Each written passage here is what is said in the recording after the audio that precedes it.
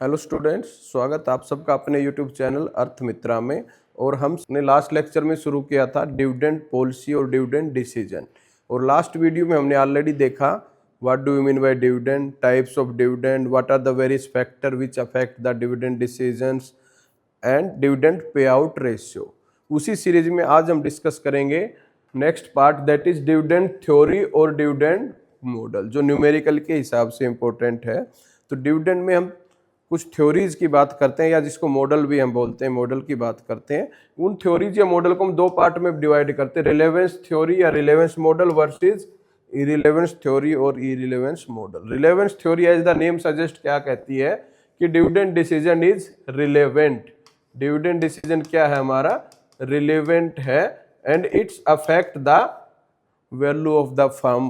ठीक है, ये अफेक्ट करता है, dividend affect value of the firm and share price. ठीक, और ये जो दो मॉडल इसके अंदर हम डिस्कस करेंगे, one is Walter model and second one is Gordon model. ये दो बंदों ने दो मॉडल दिए जो इस थ्योरी को सपोर्ट करते हैं कि डिविडेंड डिसीजन अफेक्ट करता है, यानी डिविडेंड कम या ज्यादा बांटने से हमारे फर्म की वैल्यू या प्राइस पे इम्पैक्ट पड़ता है। वहीं हम दूसरी तरफ एक दूसरी थ्योरी पढ़ेंगे विच से irrelevance, dividend does not affect the share price. ये थ्योरी क्या कहती है, ये मॉडल क्या कहता है कि डिविडेंड चाहे हम कम बांटो चाहे ज्यादा बांटो, उससे हमारी फर्म के प्राइस पे या वैल्यू पे कोई फर्क नहीं पड़ता। और इसमें जो हम एक थ्योरी पढ़ते हैं, एक मॉडल पढ़ते हैं, दैट इज एमएम मॉडल या MM approach, Modigliani and Miller model. तो in nutshell we will discuss three model, तीन मॉडल हम पढ़ेंगे, तीनों में कुछ फॉर्मूले हैं और कुछ न्यूमेरिकल हम इसके अंदर वन बाय वन करेंगे। तो let's start first with Walter model, जो कि एक रिलेवेंस मॉडल है, जो ये कहता है कि dividend distribution is a important part and higher और lower dividend will affect the share price as well as market value of the firm. So let's discuss Walter model. Walter model क्यों कहते हैं इसको? क्योंकि it is given by professor James Walter, developed और given by professor James Walter. तो उन्हीं के नाम से हमने इसको बना दिया वॉल्टर मॉडल हम बोलते हैं। इसकी एजम्पशन क्या है? कोई भी थ्योरी या मॉडल होता है तो कुछ उसकी एजम्पशन होती हैं, कुछ उसका डिस्क्रिप्शन होता है जो ये बताता है, कोई रूल देता है, और लास्ट में हम उसको एनालाइज करते, क्रिटिसाइज कर सकते हैं। तो इसकी एजम्पशन क्या थे?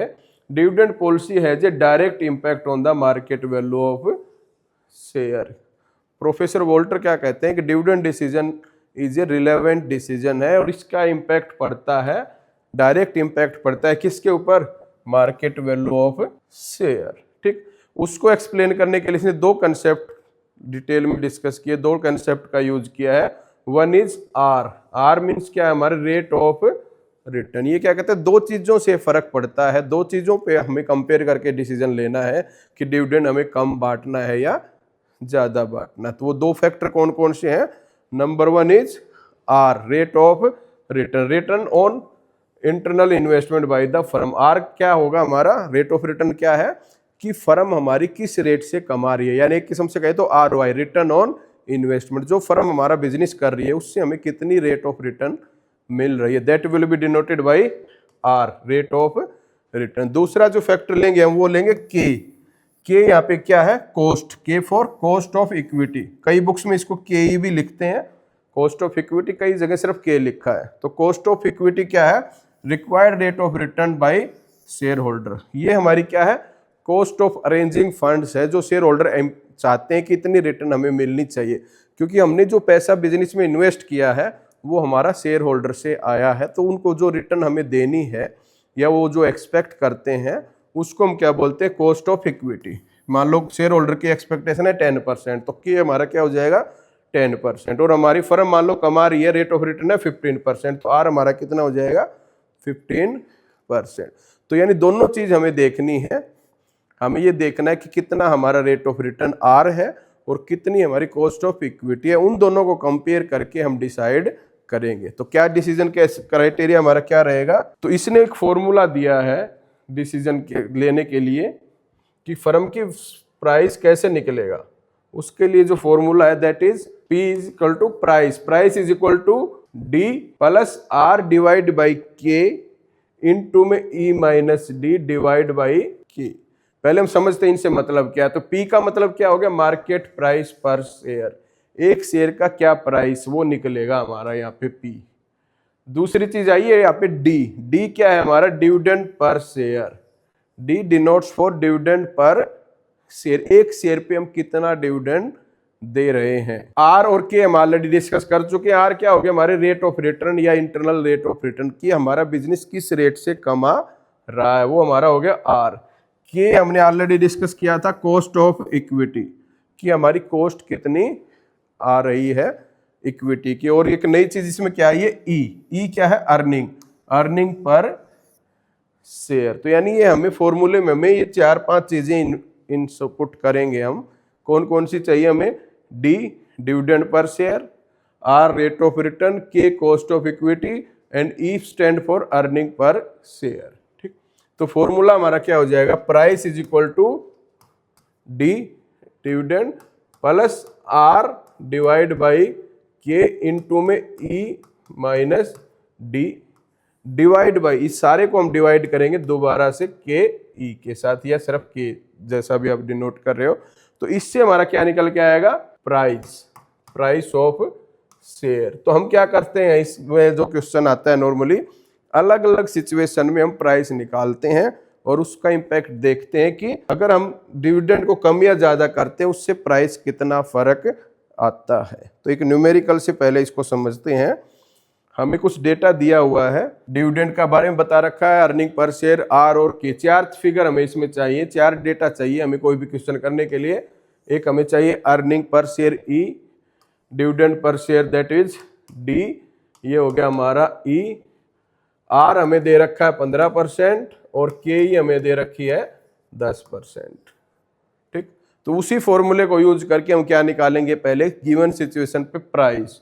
तो प्राइस का फॉर्मूला हमने ऑलरेडी देखा था, D plus R divide by K E into में E minus D divide by K E. अब देखिए क्या क्या फिगर दे रखी है, डिविडेंड हमें बता रखा है 10 रुपये, प्लस में आर हमें बता रखी है 15% तो 0.15, के हमें बता रखा है 10% तो ये हो जाएगा 0.10। 15% को जब हम लिखेंगे तो वो क्या होगा, 15 डिवाइड बाई 100 दैट इज 0.15। 15% को हम कैसे लिखेंगे, 0.15। ऐसे 10% को लिखेंगे 0.10 इंटू में ई माइनस डी, ई हमारा है 20 और डी है हमारा 10, और इन सबको फिर दोबारा से डिवाइड करेंगे पॉइंट के कितना है 0.10। तो ये हमारी फिगर हमने डेटा लिया फॉर्मूले के हिसाब से। हमें क्या क्या चाहिए था, डिविडेंड, डी की जगह आ गया हमारा 10, आर हमारा है 15% यानी 0.15, के ई हमारा है 10% यानी 0.10 इंटू में ई माइनस डी, ई है हमारा 20 और डी है हमारा 10 और डिवाइड बाई के ई तो 0.10। तो यानी सारी फिगर हमने क्वेश्चन में जो दे रखी थी फॉर्मूले में पुट कर दी। जब हम इसको कैलकुलेट करेंगे तो ये सीधा आंसर आएगा हमारा 250। जब हम इसको कैलकुलेट करेंगे पूरे फॉर्मूले, कैसे कैलकुलेट करेंगे, पहले हम इंटरनल को करेंगे, फिर इसको इससे मल्टीप्लाई करेंगे, फिर उसमें 10 को ऐड करेंगे, फिर डिवाइड करेंगे 0.10 से, तो आंसर हमारा कितना आएगा 250 आंसर आएगा। इसको जैसे इसने सोल्व करके पूरा दिखा रखा है। ठीक, अब आता है कि ये 250 आ गया, ठीक है, तो इससे क्या फर्क हुआ। अब हम क्वेश्चन जो नॉर्मल एग्जाम में आएगा वहां पे आपको अलग अलग सिचुएशन दे रखी होंगी, इसी क्वेश्चन को हम 9 तरह से सोल्व कर सकते हैं। अब हमारा अर्निंग पर शेयर तो कांस्टेंट रहेगा 20 का 20 ही, बट डिविडेंड पॉलिसी चेक करना है तो हमें क्या करना पड़ेगा, इस डिविडेंड को हम घटा या बढ़ा सकते हैं। तो एक बार 10 का हमने ऑलरेडी प्राइस देख लिया, एक बार हम क्या करेंगे, इसको 5 करके देखेंगे, एक बार 20 करके देखेंगे। ठीक, प्लस इसी तरह हमारी रेट ऑफ रिटर्न कितनी है 15%, इसको हम कम करके ज्यादा, और के हमारा 10 है तो इसको एक बार हम 20 करके देख सकते हैं, एक बार हम 10 करके देखेंगे। तो यानी 3 सिचुएशन में हम इस क्वेश्चन को सोल्व करेंगे।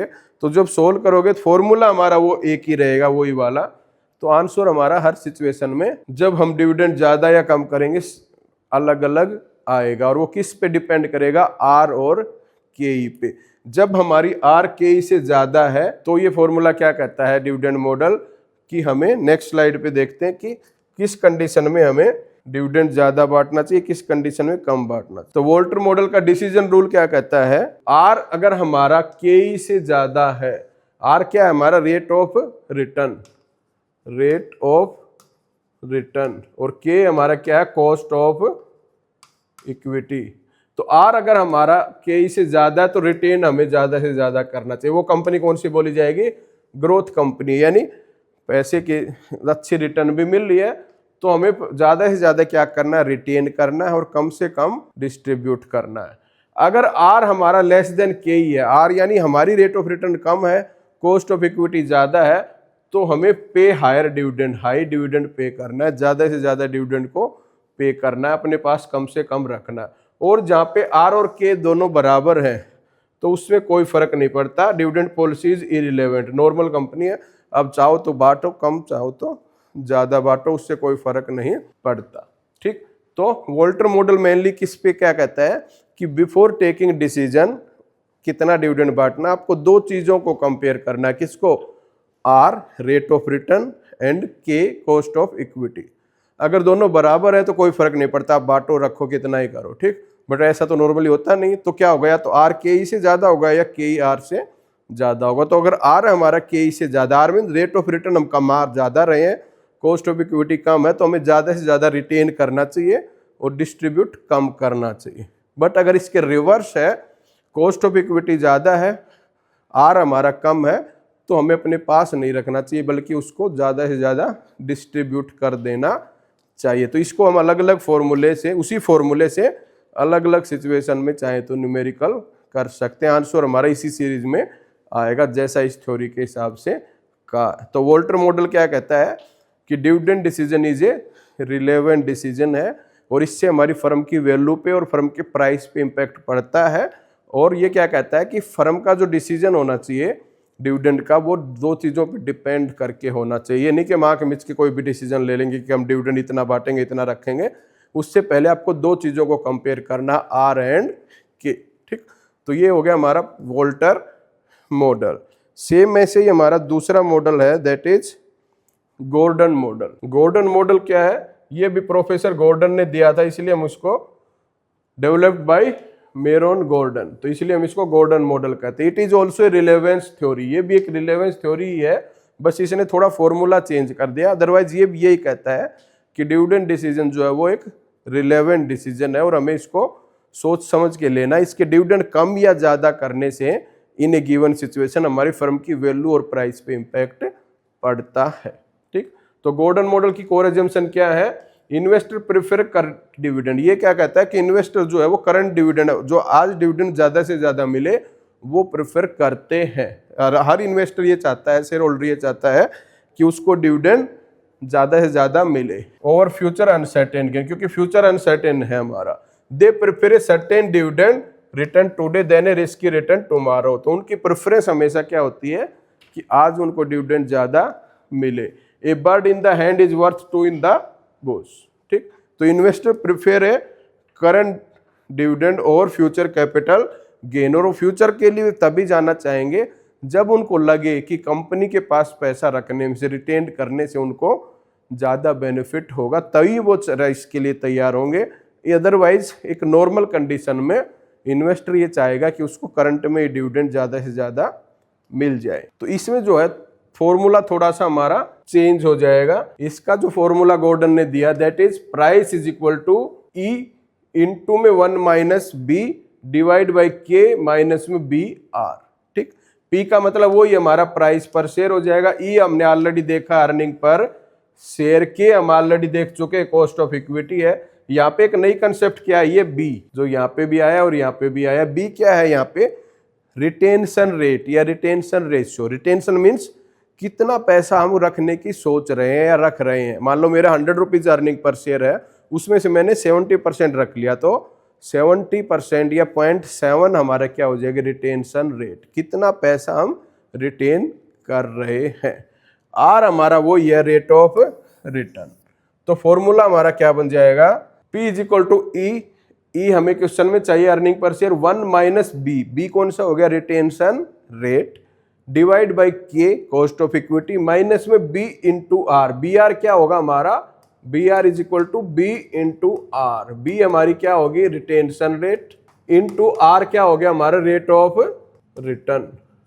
तो एक किस्म से इन दोनों को कहूं तो मैं क्या कह सकता हूं, ग्रोथ है ये, कि क्यों पैसा मैंने अपने बिजनेस में रखा, उस पर मैंने कितना कमाया। मान लो 70% हमारी रिटेंशन रेट है और हमारी ROI ये 10%, तो 70.7 इंटू 0.1 ये हमारी क्या हो जाएगी, ग्रोथ रेट है हमारी, जो फ्यूचर में हम कमाएंगे और ज़्यादा रेट से, क्योंकि जो पैसा हमारा बढ़ गया, जो पैसा हमने रिटेन किया, इंटू उस पर हमें रिटर्न मिलेगी।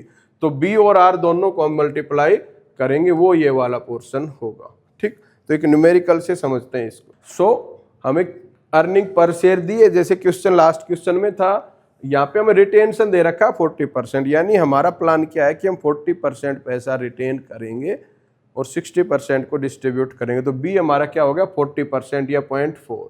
कॉस्ट ऑफ इक्विटी है मान लो 12% और रेट ऑफ रिटर्न है हमारे 15%। तो इसको अगर उसी फॉर्मूले में रखेंगे, price is equal to E into 1 minus B divide by K minus B R. तो ई हमें कितना दे रखा है, 20 रुपीज, अर्निंग पर शेयर हमें दिया है 20, इंटू में 1 माइनस बी, बी हमारा रिटेंशन बता रखा 0.40%, तो ये हो जाएगा 0.40। ठीक, ऊपर वाली आइटम हमने रख दिया है, ई की जगह हमने रख दिया 20, क्योंकि अर्निंग हमें 20 दे रखी है, 1 की जगह 1, बी की जगह हमें कितना दे रखा है, बी रिटेंशन हमें कितना दिया 40%। तो 40% को हम कैसे लिखेंगे, 40 डिवाइड बाई 100 दैट इज 0.4। ठीक, डिवाइड बाई के हमें कितना दे रखा है, के हमें दे रखा है 12%, तो यानी 0.12, माइनस में बी आर, बी और आर, बी हमें कितना दे रखा है 40% यानी 0.4 और आर हमें दे रखा है 15%, तो 0.4 इंटू 0.15। ये हमने क्या किया, सारे जो अमाउंट दे रखे थे, जो फिगर दे रखी थी, उसको हमने फॉर्मूले में पुट कर दिया। जब हम इसको सोल्व करेंगे तो ऊपर कितना हो गया हमारा, और इसको डिवाइड करेंगे तो आंसर जो हमारा आएगा दैट विल बी 200। अगर हम इसको सोल्व करेंगे तो आंसर हमारा कितना आएगा, 200। तो ये क्या हो गया हमारा शेयर प्राइस। अब वो इसी तरह हम अगर इसकी रिटेंशन रेशियो को हम कम ज़्यादा करेंगे तो हमारा प्राइस जो है वो चेंज होता चला जाएगा। तो गॉर्डन के लिए हमें क्या करना, ये वाला फॉर्मूला याद रखना पड़ेगा, अदरवाइज वोल्टर और गॉर्डन मॉडल दोनों सेम है, सिर्फ फॉर्मूला फर्क है, बाकी अदरवाइज दोनों ही क्या कहते हैं कि रिलेवेंस है। मॉडल हमारा रिलेवेंट है, डिविडेंड कम बांटेंगे या ज़्यादा बांटेंगे उससे हमारा फर्क पड़ता है। ठीक, तो इस वीडियो में हमने 2 मॉडल किए रिलेवेंट थ्योरी के, Walter model and Gordon model. Next video में हम देखेंगे MM अप्रोच या MM मॉडल, जो कि थोड़ा लेंथी है, उसके लिए हम नेक्स्ट वीडियो में डिस्कस करेंगे। Thank you.